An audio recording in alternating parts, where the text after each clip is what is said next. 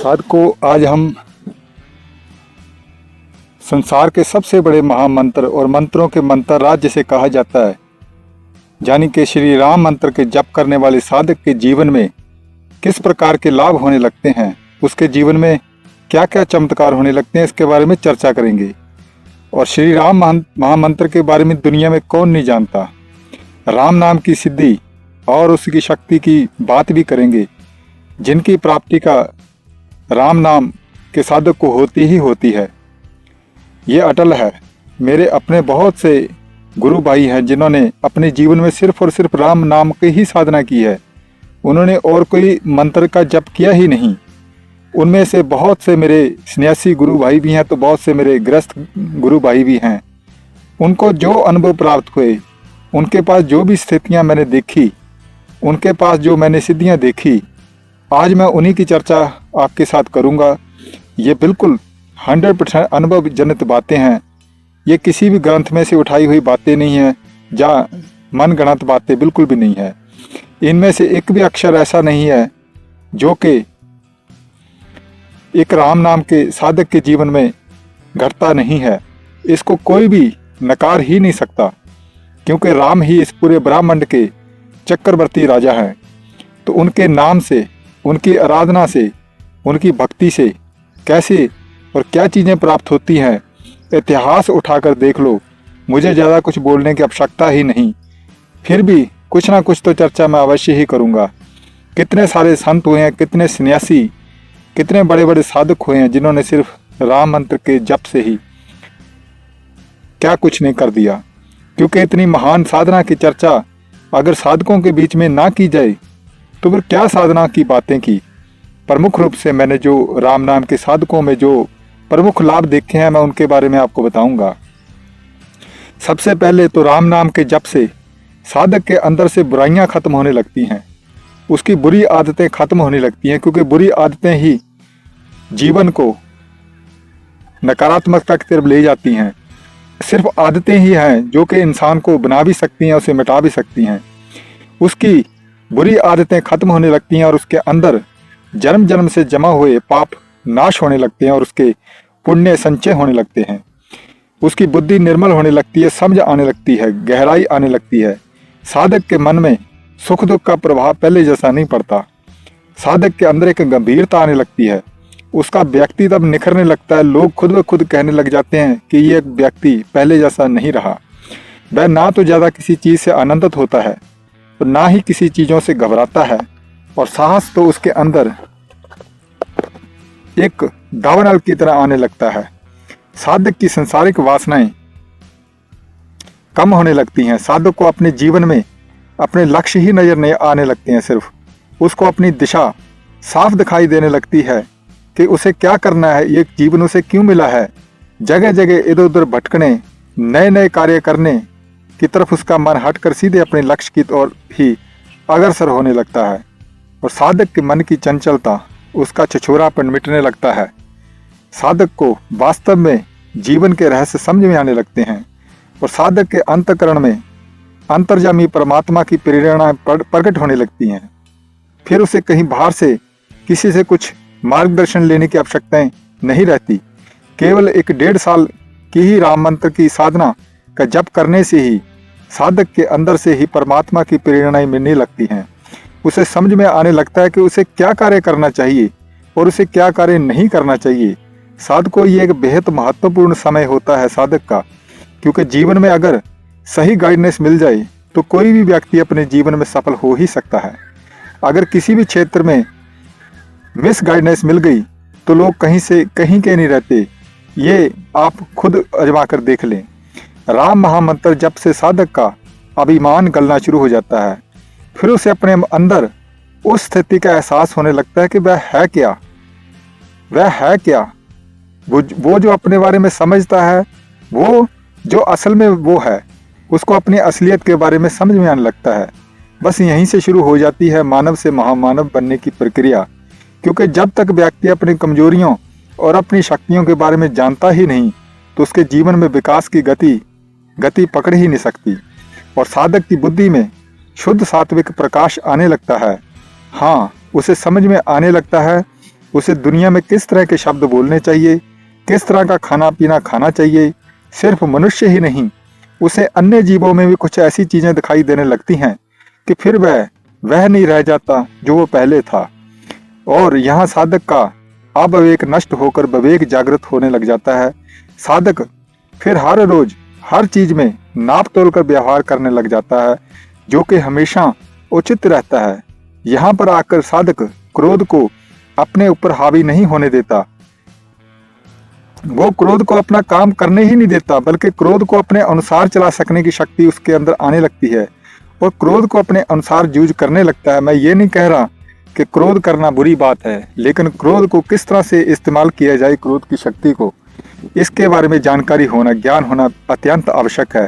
अन्यथा क्रोध के मारे में ही ये दुनिया का नाश होता चला जा रहा है और साधक की चिंताओं को समाधान मिलने लगता है, सही समाधान, और उसे शांति मिलती है और अंतर्मुखता का रस और आनंद साधक को आने लगता है।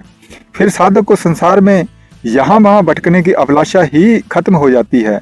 वो खुद के साथ ही अत्यंत प्रसन्न रहने लगता है। इसी को साधकों मस्त अवस्था कहते हैं। और साधक का उठना बैठना ऐसे इंसानों के साथ होने लगता है जो कि जीवन में सफलता और उन्नति प्राप्त करना चाहते हैं। और साधक भी ऐसे लोगों के साथ मिलकर अपने जीवन में एक उड़ान भरने लगता है। आपकी संगत आपके ऊपर रंगत डालती है, जैसी संगत वैसी रंगत। राम मंत्र दीक्षित साधक के चित्त में पहले की अपेक्षा कम हलचलें होने लगती हैं और वो समयोग में पहुंचने के काबिल बन जाता है। यानी कि साधक सुषुम्ना नाड़ी के अत्यंत महीन मार्ग पर चलने लगता है, जो सीधे दिव्य लोकों की ओर जाने लगता है। तो कुंडलिनी जागरण तो अपने आप हो ही जाता है और धीरे धीरे साधक को साकार और निराकार की भी समझ आने लगती है। यहीं पर साधक को किताबों की, ग्रंथों की बातें पीछे छोड़कर सीधे अपने अनुभव के ग्रंथ पढ़ने और लिखने लगता है। उसकी सोच समझ ही बदल जाती है। ग्रंथों में वास्तव में क्या लिखा है ये समझ में आने लगता है। आगे चलकर साधक के मनोरथ पूर्ण होने लगते हैं और जीवन के अभाव समस्त समाप्त होकर जीवन में ऐश्वर्य आने लगता है। साधकों, मैंने किसी भी राम नाम के सिद्ध भक्त को या संत को या सन्यासी को आज तक जीवन में अभावग्रस्त देखा ही नहीं। उसके पास धन अनानास ही खिंचा चला आता है। अगर भक्त है तो उसके पास बड़े बड़े आश्रम बनने लगते हैं। अगर व्यापारी है तो उसका अच्छा खासा बिजनेस चलने लगता है। राम नाम का साधक फिर दुनिया से लेने वाला नहीं बल्कि देने वाला बन जाता है। दुनिया भर के लंगर सिर्फ राम नाम का भक्त जपने वाले ही लगाते हैं और राम नाम के जप से दिव्य शक्तियां जीवन में प्रकट होने लगती हैं, जिनका कुछ का मैं यहाँ आपको जानकारी देना चाहूँगा। जैसे कि भुवन पालनी शक्ति, राम नाम की कमाई करने वाले साधक जहाँ जाते हैं, जहाँ रहते हैं, वो भुवन पालनी शक्ति उस जगह को तीर्थ बना देती है। जहाँ राम का साधक रहता है, साधक के आसपास स्वयं ही अलग अलग तरह के धर्म स्थान उत्पन्न होने लगते हैं। यानी कि जहाँ भी राम नाम का सिद्ध साधक होता है, उसके आसपास अपने आप ही दूसरे साधक भी आने लगते हैं, तो वह फिर अपना भी धर्म स्थान बनाने लग जाते हैं। और अगली शक्ति मिलती है सर्वव्याधि नाशिनी शक्ति, यानी सभी रोगों को मिटाने की शक्ति। राम नाम के साधक जिसको भी कुछ भी उठाकर फूल भी दे दें तो असाध्य रोगों से उसकी मुक्ति हो जाती है। ये मैंने तो क्या, आप सब ने भी अपने आसपास के क्षेत्र में साधकों के हाथों में ये कमाई अवश्य ही देखी होगी। इसी को सर्व व्याधि नाशनी शक्ति कहते हैं। आपने देखा होगा कोई व्यक्ति एक चुटकी राख भी दे दे तो एक रोगी को लग जाती है और बड़े बड़े डॉक्टर भी फेल हो जाते हैं। बस ये सर्व व्याधि नाशनी शक्ति का ही कमाल होता है। और साधक को फिर मिलती है सर्व दुख हारणी शक्ति, सभी दुखों को प्रभाव को क्षीण करने की शक्ति। इस संसार के अंदर सब जानते हैं कि सुख भी हैं तो दुख भी हैं। ऐसा नहीं है कि संसार में दुख ही दुख हैं, यहाँ सुख भी बहुत हैं, लेकिन जब दुख होता है तो बहुत ही दर्द भरा होता है। तो ऐसे में राम नाम के साधक अपना दुख तो दूर कर ही लेते हैं, बल्कि दुनिया का भी दुख दूर करने वाले बन जाते हैं। इन्हीं को ही फिर दुख भंजन का नाम से पुकारा जाने लगता है। और फिर आगे चलकर राम नाम के साधक को मिलती है कलिकाल भुजंग भयनाशिनी शक्ति, जो कि कलयुग के दोषों को हरने की शक्ति है। साधक के मन पर फिर कलयुग का प्रभाव नहीं पड़ने लगता, हटने लगता है। और फिर साधक को मिलती है नरकोद्वार नाशिनी शक्ति, जो कि नारकीय दुखों और नारकीय जोनियों का अंत करने वाली शक्ति है। ऐसा साधक अगर चाहे तो किसी के भी जीवन में को नारकीय सिचुएशन में से बाहर निकाल सकता है। और फिर प्रारब्ध विनाशिनी शक्ति साधक को प्रभु राम प्रदान करते हैं, जो कि भाग्य के कुअंकों को मिटाने की शक्ति है। साधकों के पास अक्सर आम लोग बड़े बड़े पाप लेकर आ जाते हैं और गुहार लगाते हैं कि उनकी मुक्ति दिलाई जाए। और प्रेत आत्माएं तो साधकों के आसपास वैसे ही मंडराती रहती हैं, ताकि उनको प्रेत जोनी से, भूत जोनियों से मुक्ति मिल सके। और इनको श्री राम के भक्त मुक्त भी करवा ही देते हैं। फिर आती है सर्व अपराध भंजनी शक्ति, जो साधक के सारे अपराधों को, दुष्प्रभाव को नाश करने की साधक को शक्ति देती है। और साधक को मिलती है कर्म स्फूर्ति कारिणी शक्ति, यानी कर्मों को उचित समय उचित तरीके से संपन्न कर देने की शक्ति। ऐसे में साधक के कर्मों में दिव्यता आने लगती है। उसे अच्छे और बुरे का पता लगना लगता है कि उसे कब क्या करना है, ये भी उसको ज्ञान होता है। और फिर सर्व वेद तीर्थार्थक फलदायिनी शक्ति, सभी वेदों के पाठ और तीर्थ यात्राओं के फल देने वाली शक्ति साधक को प्राप्त होती है। दुनिया भर के साधु संत आखिर क्यों प्रभु भक्ति पर इतना जोर देते हैं? क्योंकि इसी से तो सच्चे ऐश्वर्य की प्राप्त होती है, जो कि और किसी मार्ग से प्राप्त नहीं होती। यही सच्चा धन कहा जाता है। और फिर आगे चलकर सर्व अर्थदायिनी शक्ति साधक को सभी शास्त्रों और विषयों का अर्थ और रहस्य प्रकट करने लगती है। सृष्टि के गूढ़ रहस्यों के पर्दे साधक के आंखों के सामने से हटने लगते हैं। और अगली जगत आनंददायिनी शक्ति साधक को उसके जीवन के हर पक्ष को आनंदित करने लगती है।